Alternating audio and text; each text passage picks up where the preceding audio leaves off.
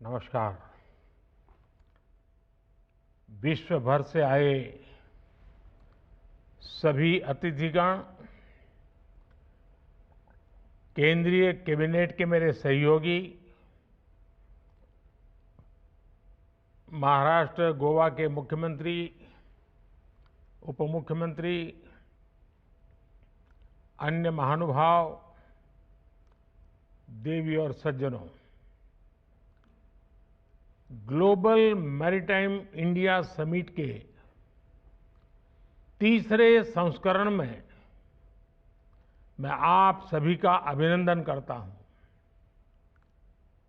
इससे पहले जब हम 2021 में मिले थे, तब पूरी दुनिया कोरोना की अनिश्चितता से घिरी हुई थी। कोई नहीं जानता था कि कोरोना के बाद का विश्व कैसा होगा। लेकिन आज दुनिया में एक नया वर्ल्ड ऑर्डर आकार ले रहा है और इस बदलते हुए वर्ल्ड ऑर्डर में पूरा विश्व भारत की ओर नई आकांक्षाओं से देख रहा है। आर्थिक संकट से घिरी दुनिया में भारत की अर्थव्यवस्था लगातार मजबूत हो रही है। वो दिन दूर नहीं जब भारत दुनिया की टॉप 3 इकोनॉमिक पावर में उसमें से एक होगा। हम सब जानते हैं कि दुनिया का मैक्सिमम ट्रेड सी रूट से ही होता है। पोस्ट कोरोना वर्ल्ड में आज दुनिया को भी रिलायबल और रेजिलिएंट सप्लाई चेन्स की जरूरत है। इसलिए ग्लोबल मैरीटाइम इंडिया समिट का ये एडिशन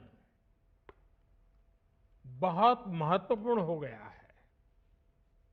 साथियों, इतिहास साक्षी है कि जब भी भारत की मैरीटाइम कैपेबिलिटी मजबूत रही है, देश और दुनिया को इससे बहुत लाभ हुआ है। इसी सोच के साथ बीते 9-10 वर्षों से हम इस सेक्टर को सशक्त करने के लिए योजनाबद्ध तरीके से काम कर रहे हैं। हाल ही में भारत की पहल पर एक ऐसा कदम उठाया गया है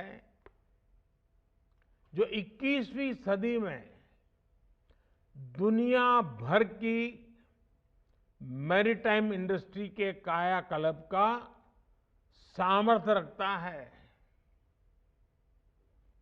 G20 समिट के दौरान India, middle east, Europe economic corridor पर ऐतिहासिक सहमति बनी है।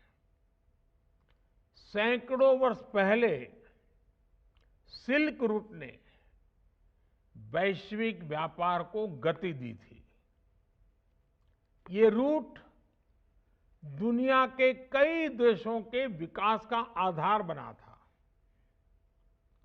अब ये ऐतिहासिक कॉरिडोर भी रीजनल और ग्लोबल ट्रेड की तस्वीर बदल देगा।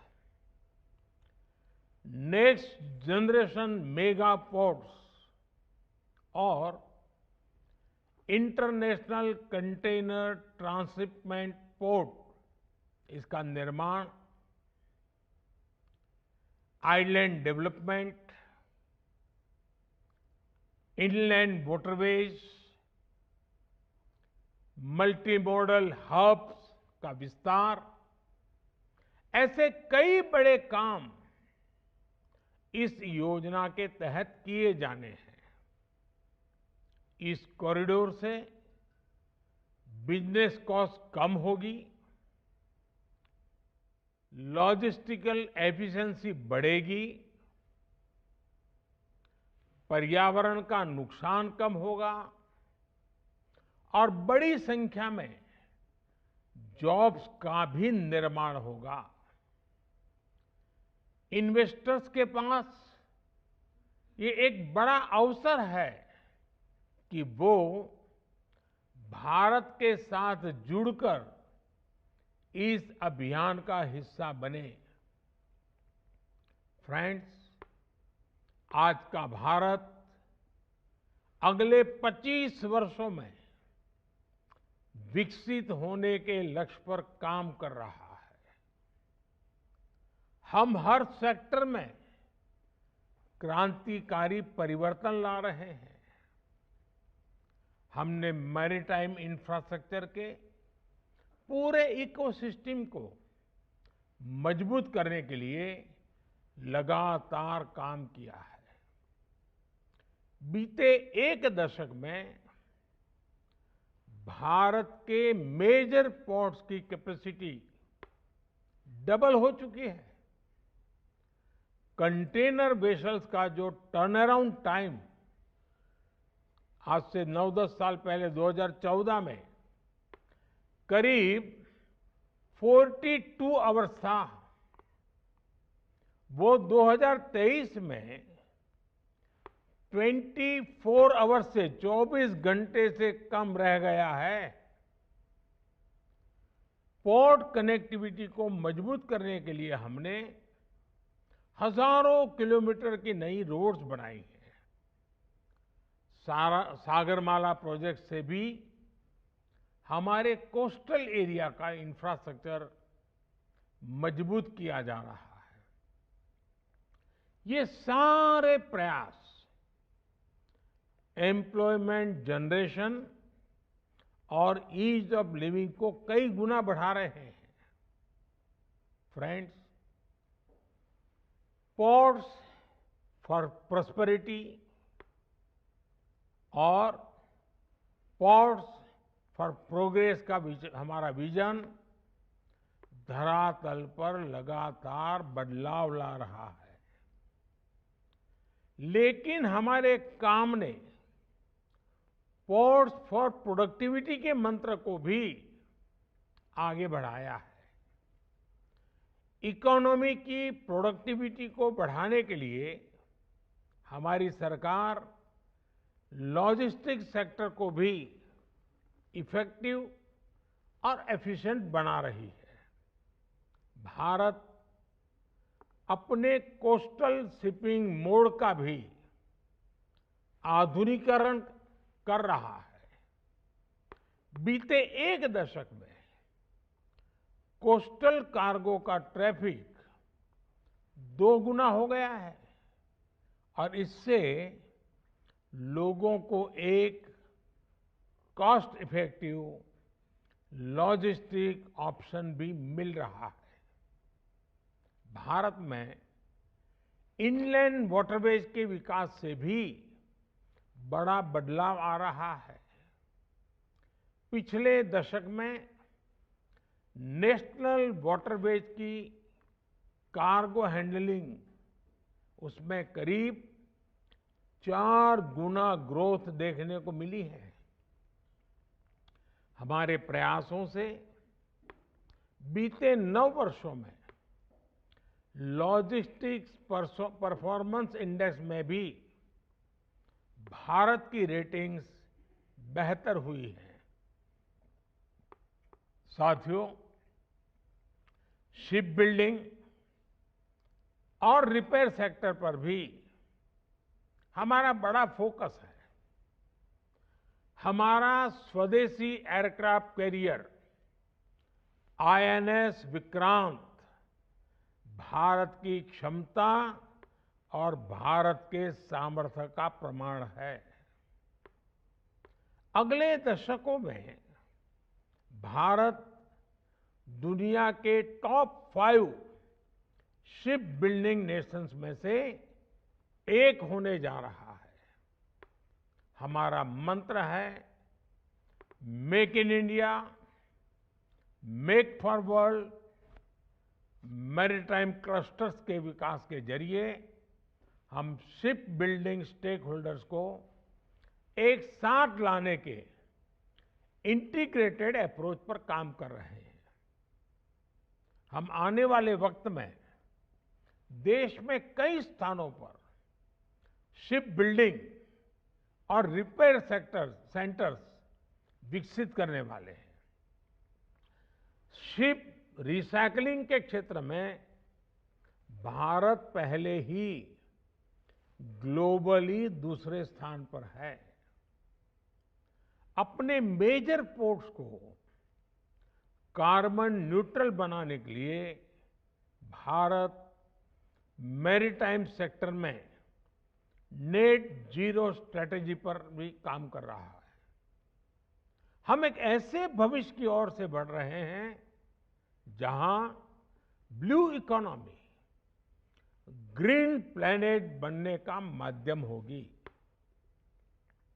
फ्रेंड्स, दुनिया के बड़े बड़े मैरीटाइम ऑपरेटर्स भारत आए, भारत से ही ऑपरेट करें, इसके लिए भी भारत में तेजी से काम हो रहा है। गुजरात के आधुनिक गिफ्ट सिटी ने शिप लीजिंग को एक प्रमुख फाइनेंशियल सर्विस के तौर पर लॉन्च किया है। गिफ्ट आईएफएससी द्वारा शिप लीजिंग कंपनियों को अनेक तरह की छूट भी दी जा रही है।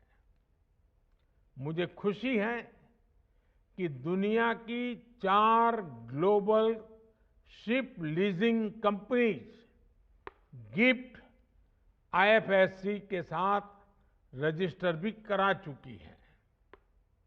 मैं इस समिट में आई अन्य शिप लीजिंग कंपनी से भी गिफ्ट आईएफएससी के साथ जुड़ने का आह्वान करूंगा। साथियों, भारत के पास विशाल कोस्टलाइन है, मजबूत रिवराइन इकोसिस्टम और रिच कल्चरल हेरिटेज है। ये एक साथ मिलकर मैरीटाइम टूरिज्म की एक नई संभावना पैदा करते हैं। भारत में मौजूद करीब 5000 साल पुराना लोथल डॉकयार्ड एक विश्व विरासत है। एक तरह से लोथल क्रेडल ऑफ शिपिंग है। इस वर्ल्ड हेरिटेज को संरक्षित करने के लिए लोथल में नेशनल मैरीटाइम हेरिटेज कॉम्प्लेक्स भी बनाया जा रहा है। मुंबई से लोथल बहुत दूर नहीं है। मेरा आपसे आग्रह है कि आप एक बार लोथल भी विजिट करने जरूर जाएं। फ्रेंड्स, मैरीटाइम टूरिज्म को बढ़ाने के लिए हमने विश्व की सबसे बड़ी रिवर क्रूज सर्विस की शुरुआत भी की है। भारत अपने अलग अलग पोर्ट्स पर इससे जुड़े कई प्रोजेक्ट्स पर काम कर रहा है। मुंबई में नया इंटरनेशनल क्रूज टर्मिनल बनाया जा रहा है। इसी साल हमने विशाखापत्तनम और चेन्नई में भी ऐसे मॉडर्न क्रूज टर्मिनल बनाए हैं। भारत अपने state of the art infrastructure के जरिए ग्लोबल क्रूज हब बनने की ओर कदम बढ़ा रहा है।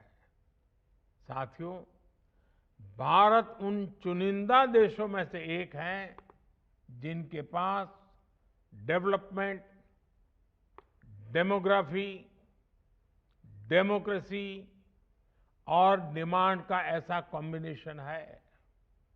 ऐसे वक्त मैं जब भारत 2047 तक विकसित भारत होने के लक्ष्य पर आगे बढ़ रहा है, आपके लिए ये सुनहरा मौका है। मैं विश्व भर के आप सभी निवेशकों को फिर आमंत्रित करता हूं कि आप भारत आएं और विकास के रास्ते पर हमारे साथ मिलकर चलें। हम साथ चलेंगे, हम साथ साथ मिलकर के नया भविष्य भी बनाएंगे। बहुत बहुत धन्यवाद।